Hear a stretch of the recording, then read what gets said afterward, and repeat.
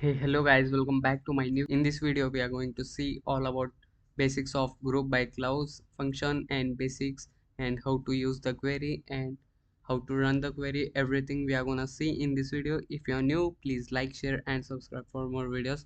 Let's start the video.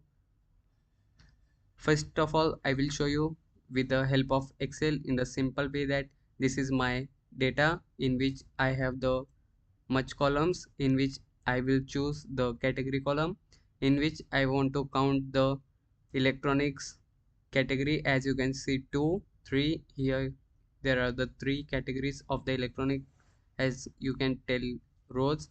The appel function is used to count the categories as I shown 1 2 and here 3 electronics and here 4 to count the categories. This is how the appel functions works like this. Now we will see in the MySQL. Let's see.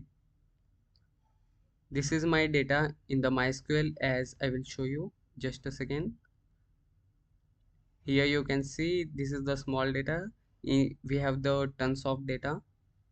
Now we will use the query as you can see here. Here is our date.